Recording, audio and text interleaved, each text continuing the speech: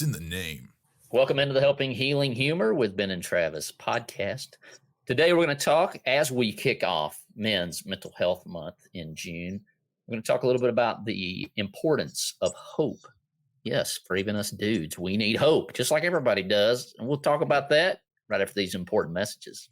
This episode of the Helping Healing Humor with Ben and Travis podcast is presented by Faulkner University.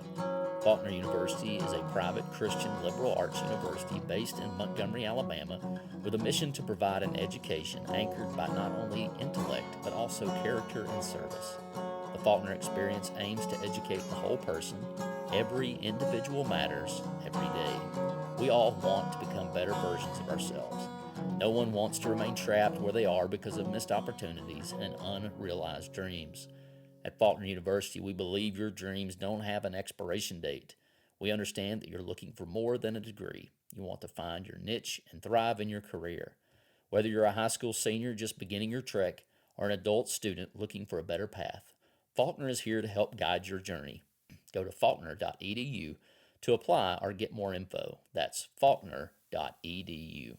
I'm Travis Creasy. That's All-Pro Counselor with 3 Chord Counseling in Muscle Shoals, Alabama. Ben Hayes, what is up with you today? Man, I'm just excited that we are getting to partner with Liberté Ministries to help kids in Haiti. I know that you guys have heard us talk about it a little bit, but we're passionate, and they are passionate about spreading the word of God and making a real difference in Haiti.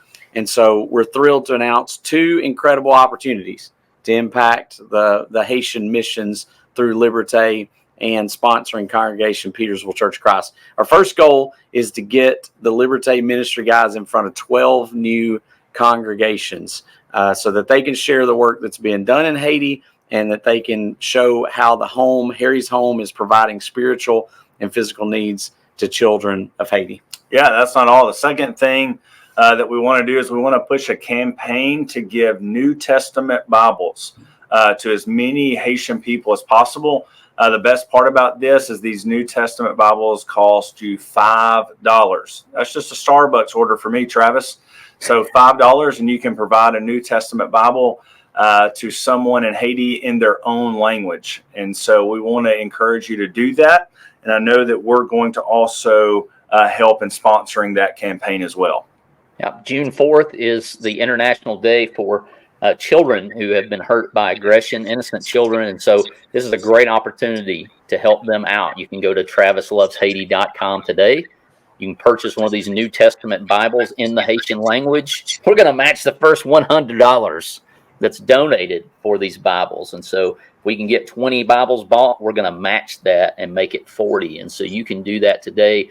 There is no better way to help the kids of Haiti than to get those Bibles in their hand and also get these folks that are ministering there in Haiti in front of your congregation. And you can do both of those things at travisloveshaiti.com. So go check it out. It's in the description. Click that link and go to it and partner with us in that great ministry. As I mentioned today, we talked about hope. We just talked about providing New Testaments, which is filled with the hope of the gospel of Jesus Christ. And so, first and foremost, we believe that the greatest hope man can know is that of Jesus Christ. And so today we're going to talk a little bit about hope as we kick off Men's Mental Health.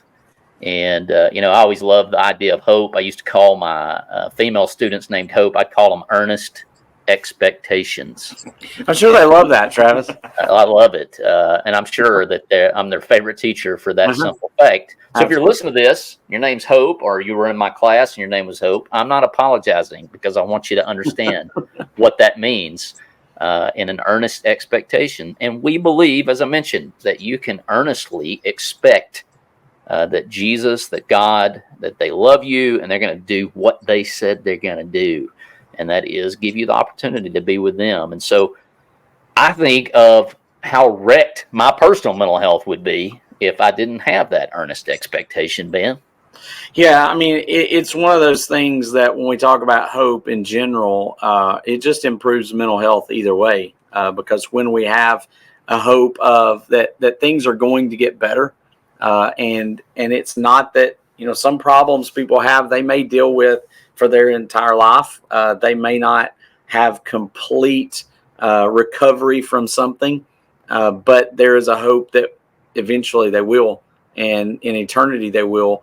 But just the hope of knowing that there are people around you who care for you. One of the first things I ask clients is, tell me about the people around you, your support system. Tell me about the people that you have that are going to help you in those moments of crisis. And just knowing that you have some people that you can trust in, some people that you can hope in, that they're going to be there in those moments. Of course, we take it to the next level with knowing we have God to hope in, but it's great to know, and it's important for us as counselors to know that you got a wife or kids or parents, or one of the first things I ask too a lot of times is, are there any groups that you're associated with? I don't necessarily want to say just church, but church is one of those. Like if you're affiliated with and you're tied into a good church and you have a good support system there, that's huge. I think we have a great one here at Highland Park. A lot of people, a lot of our young families and older families get a lot of encouragement when they're going through difficult times. We don't want them to feel like they're alone. Rejoice with those who rejoice, weep with those who weep, supporting one another, do good, especially those of the household of faith, all those kind of things. But I think the hope of knowing that there's people around you that you can lean on is important too.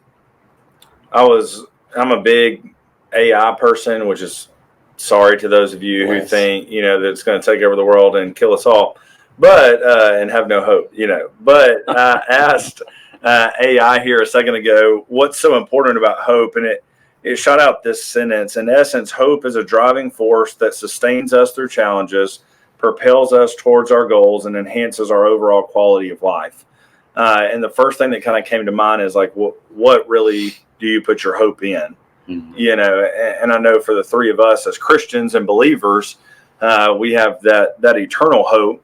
I think that John says purifies us, which continually is taking care of us and propelling us towards eternity with God. But I would even challenge, sometimes I think as men, and I think I've fallen victim to this at times, is I have to be everybody else's hope, right? Like I've got to be the one that Lindsay has to hope in, that Amy has to hope in, that if mom and dad get older, that, that I'll be there, or that Andrew, whatever, the youth group, our jobs. And sometimes I think we've got to step back as men and go, hey, we don't have it all together. So where really is our hope? And what are those groups, the things that we can allow to speak into our life and continually keep our cup full, instead of being everybody else's hope? Because I know if I'm constantly everybody else's hope, then those people have no hope, because at some point it's going to run out, and I can't provide what they need. So finding something that can really push you towards where you're going. And I love what the sentence said, something that sustains you. And ultimately, as a believer, I believe that to be Jesus. But I think that can also be things within our family groups, friendships, maybe even just hobbies that can do that as well. When we talk about hopelessness and helplessness a lot, when you talk about depression and suicide, and we know that those are pretty, common things, and I hate to say common, but common things among men. And a lot of that is there's an expectation, speaking of expectations, Travis, but maybe a negative expectation that we're supposed to have it all together, that we're always supposed to be the rock, the strong one, and you hear people say that after a death of someone, like we're supposed to be, I got to be strong for everybody else. And I think men carry that on their shoulders a lot. I've got to be the strong one. I've got to be the one who carries things. And, at the end of the day, sometimes we don't feel like we're very strong, and we struggle with that. And when we do, then we end up feeling helpless and hopeless in where do we turn. So, if you're a guy out there and you're listening and you go, hey man, I'm having that feeling right now, find somebody to talk to, because there's a lot more to you, and there's a lot more that you can kind of look at, and different ways of looking at it. And knowing that it's okay to sometimes not be okay. It's okay to sometimes be able to throw out the struggles and the weaknesses. Travis knows I've done that to him. Travis knows, and I know he's done that to me. Will and I have that relationship as well, that, we have some people that we can talk to when we're feeling that. And even then, it's still tough sometimes. But I think, by and large, we know that we've got some guys that we can lean on, that no matter how bad I do and no matter what I do, I feel like some guys will have my back just to support me and encourage me, if nothing else. Yeah, I think it's so important to be able to confess those things to one another. The Bible says that, speaks into existence, that it's important to have those people that you can let your guard down with. I know as ministers that can be very difficult. It's something I've gotten a little more associated with because every time I open my mouth in front of a large group of people, there are things that I go home and I go, I can't believe you said that dumb, stupid thing.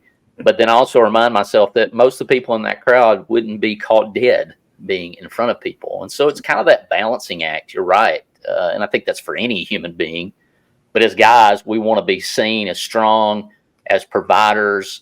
And certainly that can be unhealthy and get to a level that is not good. I think we just got back from vacation and it was so awesome to be able to go and spend time with people where there are very little expectations. But even with my own kids, right? Like when they misbehave, I feel like that's a reflection on me as a human being. And sometimes they're just humans. They're little humans. They have little thoughts and deviations that they want to do. And so it's my job to correct them and to help them and to bring them along. But ultimately, they're going to make bad decisions at some point. And so to take every one of those and make that a failing of myself really is a pride thing. And God knows that Satan can certainly use our pride one way or the other. And of course, even the world itself can use it one way or the other. And so it's very important to keep that balance and to remain to the point where you're not too full of yourself. And that's another great benefit of our group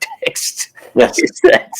Or riding out to Dallas with SWAT, right? Like if you have any ego, check that at the door, because there really is no off limits when it comes to that. And I think that can be a good thing as long as we all know where everybody's coming from. Well, there's a couple of things, when we talk about suicide, and I think I've shared these before, but I heard this several years ago at a conference that was talking about that. And it said, most people who commit or who, suicide are, they are looking for, they're trying to control something, life feels out of control and it's the one thing they can control. So what are they trying to control? What are they trying to communicate? What is it in their life that they feel like nobody's listening, nobody's hearing them? They're trying to communicate something, or what are they trying to avoid? They've either gotten in some trouble, there's been something that has happened. And so those three things a lot of times. So if you got people in your life and you feel like they may not have anybody to talk with, or you feel like there may be some struggles, you feel like there may be some things that are going on in their life, think in terms of that. Like, how can I listen a little bit better? What are they trying to communicate to me that, hopefully they don't have to communicate in that way? What are they trying to avoid? What are they, trying to control? And I don't know that that's 100% every single scenario, but it seems like those fall into place many of the times. People are struggling, and a lot of times that's depression. They're struggling to communicate that. But admitting that weakness is so difficult sometimes for men, especially men who have, who serve in some pretty tough roles to begin with, whether it's military or, helping kinds of occupations like police officers and others. It's hard to admit that, hey, we've got these struggles, and they're not weaknesses, but that's the way that sometimes I think they get looked at. Yeah, if it looks, or if I'm projecting that I have it all together, or that I know it all, or I have a corner on that topic, just wait longer. Because if you wait 5 minutes, that will be blown up.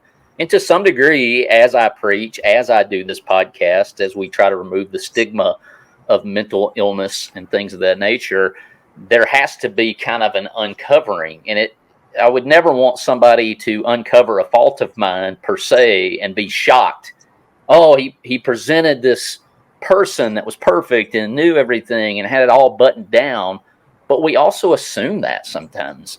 I think about Gary Gooch at Jacksonburg. I remember growing up thinking, man, that guy's got it all together. It's all buttoned down. His life is perfect. Man, one day, maybe, just maybe, I can attain to that. Well, all that was a lack of hanging out with him. And he's certainly a great person and great, got a lot going for him. And he was a great impact on me. But it was almost, I would say, more impactful to realize he's just a normal dude. He's a normal human being who stands up in front of people and has his own struggles and issues. And I think there's a lot of hay made by the world and certainly evil and Satan when that little idea floats in there that Ben Hayes or Will Mahan or Travis Creasy or Dale Jenkins or whoever, Lonnie Jones, doesn't have issues and things that they face. And man, that's just a lie from the pits of hell, if I can say that. And maybe the worst part is social media about that, because we let people see the best of us. And it's like, hey, look at how perfect our life is. We're not going to show them the bad things most of the time. There's a few people who are really raw on social media and just kind of let you in on everything. Maybe some people too much, but we a lot of times compare our insides to other people's outsides. If you go look at my picture album from our trip to the mountains, it does not include the intimate discussions that I had to have with both of my children at different points in the week about how everything's not about them, even if their aunts and uncles and grandparents do kind of project that from all about them. So what you're saying is we caught the Creasy highlight reel. The highlight reel. Yeah, it's always a highlight and not the reality. I was listening to a podcast the other day that JJ Redick and LeBron James have together. And it's, as a lover of the game of basketball, they really break down a lot of things and just talk about X's and O's. And I enjoy that side of it. And they got into talking about their best games and their worst games. And it was interesting that both of them had gone back over YouTube and had watched people's highlight reels that people had made about JJ and LeBron. And so they were like, and it got me thinking, even these incredible athletes that really do, in some way have it all together because they are at the top of their expertise, the game and all of that, they still have down moments where they've got to go back to YouTube. And I can just picture, here's LeBron making like the rest of us hundreds of millions of dollars, and he's sitting in his bedroom watching YouTube highlights of himself 10 years ago and how good he was to make himself feel better. One of the things I did with the teenagers the other day in class was, and didn't really intend to, but we had gotten to, as we're working through the Old Testament on Wednesday nights, we had come to Job. Mm-hmm. And even though we've not really been doing them necessarily in order, we went back and talked about how Job might be the oldest book of the Bible, when it was written, and then Psalms and Ecclesiastes. And I said, really, when you look at Job, Psalms, and Ecclesiastes, it's about how life is really difficult. Trust God. It's like there are not good things. And so Job had moments of helplessness, hopelessness, feeling like, how is this ever going to work? And God is going, just trust me. And then in the book of Psalms, there's a lot of the Psalms that, a lot of them are real feel-good Psalms. And then a lot of them are like, God, why have you abandoned me? God, why are you, allowing these things to happen to me? What in the world? How can this be going on in my life? And there's a lot of hopeless feelings in some of the first verses of those Psalms. And then it says, but I'm going to trust in you. I'm going to trust that you're going to take care of me. And that's not 100% of the Psalms, but a lot of them have that sort of feeling to them. Yeah. And then you get to Ecclesiastes and he says, hey, I got all this stuff, but everything's vanity. Everything's bad. And so whether you don't have anything, Job gets everything taken away from him, or David, who's on the run from Saul in many of the Psalms, or struggling in other ways, like when he was making really bad choices, like with Bathsheba. And then you've got the story of a guy who's a rich king who has it all together in Ecclesiastes. And he still says, sometimes life's terrible. It's not any good. It hurts. And at the end of the day, with all three of those books, It's trust God. That's the whole of man. That's the whole deal is, yeah, this world is tough because it's fallen, but there's a God who redeems. So don't lose hope in him. I would also say, very nice. if you want to be a person that brings about hope, and maybe this is the teenager, where I'm working with teenagers more, but even as fathers, as men, we've got to be willing to show that, hey, we are normal, so that other people see. And that's one thing I love, because, not as much, well, I can say y'all, it's like y'all were the camp counselors, y'all were the guys that when we were coming up through youth group and Maywood and all that, I was like, oh, here's Ben and Travis. And then I got to know y'all, and it was like, oh, it's just Ben and Travis. But like I had lunch with Larry and Dale, and you sit down at the table and you go, those are dudes just like me, because they allow me to see them be dudes just like me, And so I would even say, as you strive to put your hope, hopefully in God and in Jesus, showing everybody else those failures allows everybody else to gain more hope. And I think that's so vital, especially to our young people in today's society, because they're looking at the highlight reels and they really do believe that is life. I mean, I had somebody come out of college not too long ago and they said, I'm just not doing well because I don't have what you and Lindsay have. And I'm like, it has taken us 10 years to even get what we currently have physically, and then you don't even have a clue about us, but it's just this perception. Here's your funny one for the day. I had a girl that graduated college from the youth group, and she told Lindsay, she said, well, you just have a sexy job. Like you've got a good job that a lot of people look at and go, man, she's great. And Lindsay goes, I change diapers and get thrown up on every day. Like this is a beautiful job. What are you seeing? She was like, I love my job, and she's talented at it and she does well. But it's like through social media, this girl goes, oh, Lindsay's got it made. And I'm just going, man, our young people are really, they're looking at things, and if they don't automatically achieve it, they go, I'm hopeless. I can't do it. To keep the sports analogy going, I listened to this Alabama podcast, and the guy says, you play your best game once, maybe twice a year. You play your worst game once, twice a year. And it's really what happens in between that determines the success of the season. Can you overcome when you're not playing your best, playing your best game at the right time? And so that's life, right? Like, it may be your worst day today. You may be listening to this and going, everything's going wrong. Yeah. Just wait longer. Or maybe everything's going wonderful.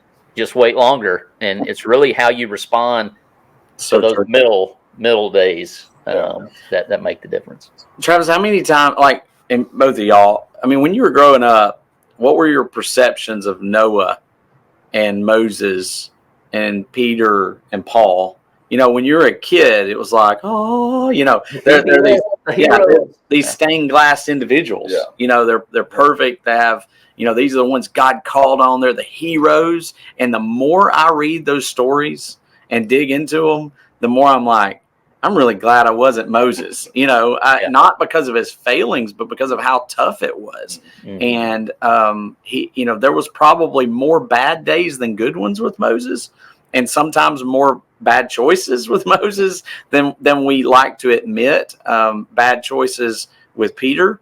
And so, yes, they were, I still believe they're heroes of the faith, but they're heroes now to me as an adult because of what they overcame. They didn't quit. Not because they had some, really nice job and great thing. It's like, no, they had a really difficult task and they overcame those things, and they messed up and they overcame those things.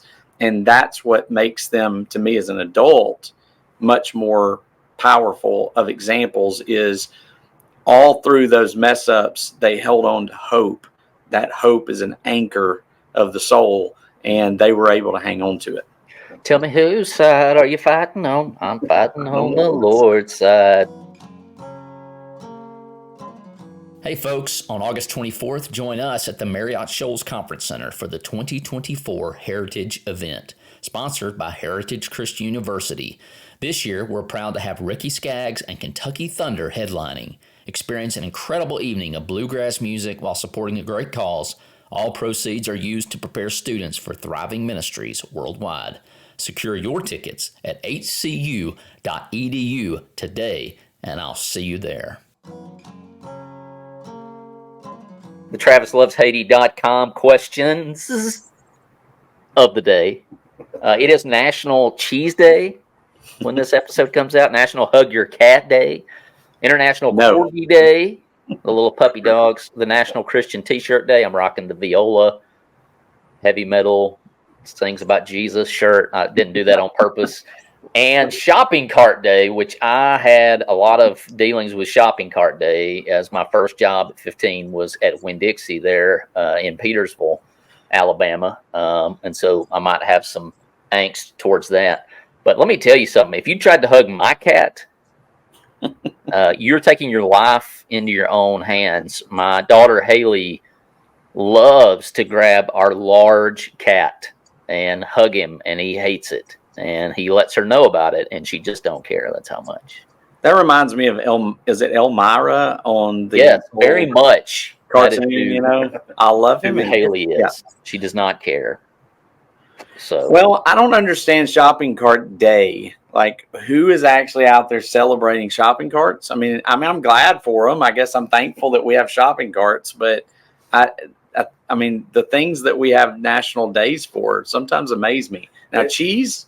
Another level. I'm very thankful all the time. So, Will, what cheese you going with? Are you a cheese guy? The pickle cheese and sausage plate from Champy's. Had one of those yesterday in Sheffield, Alabama. Oh, okay. I like it. They are fantastic. So they're good. The cheese with they're not sponsoring us, but we it would be nice if they would. The cheese with I guess it's kind of the barbecue rub, kind of that's kind of sprinkled on it. Yeah, it's good. And then you add that with pickle and sausage all in one bite. I let the peppers go. Some people do the peppers. It's just it's good. It's really good, you know. And you just can't explain it. I think it's just cheddar cheese. Yeah, that's what it is. Just a block of cheddar cheese. I really like Gouda. It's good. I like most cheeses. I can handle blue cheese most of the time. A lot of people don't like it, but you know, you might have to be in a certain mood for it. But pepper jack is probably going to be down there with my favorite, just because of the little heat that it punches, and so that's probably my favorite. What's your favorite? You like cheese? I know you've been eating cheese a long time. I love cheese. I feel Urkel when he first questioned, "Got any cheese?" Got any cheese? Sign me up. One thing that is mind-boggling to me is my kids. They love the I don't want to say not good, but like if it's a good macaroni and cheese, like my mother-in-law makes that like 4 or 5 cheese macaroni, man, they won't touch it. They want the stuff in the packet. You know, the we won't name any name brands, but it's mind-blowing. They won't touch that stuff. I guess it works out because then I do eat that stuff, but then I wear a medium T-shirt like the one I got on, and I look like a busted can of biscuits. So maybe that needs to work out. But guys, I appreciate you jumping on and talking a little hope. And if you got something to fight for out there, that's great. Keep hoping in it. If you don't, reach out to us. Reach out to somebody and get some help because that's what we want. We want to be the helping, healing, and humor podcast. And if somebody needs a little sunshine, maybe you share this episode with them and maybe it'll do them some good. We'll certainly be praying for that. Guys, I appreciate it. Yes, sir. Have a good one. Hey, Dodgeball Daredevils, ready to jive and dodge for a cause? Swing by the Staying Alive Disco Dodgeball Tournament at Mars Hill Bible School in Florence, Alabama on August the 17th.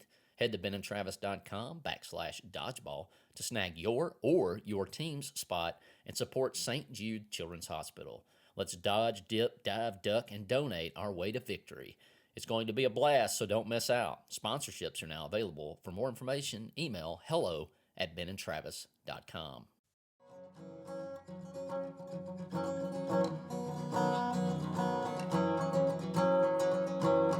Thanks for being with us for this episode of the Helping Healing Humor podcast. Be sure to download our free ebook, 28 Days of Focused Living, at benandtravis.com and receive all of our Helping Healing and Humor extra content directly in your inbox. We look forward to having you join us at the same Ben and Travis time, same Ben and Travis channel.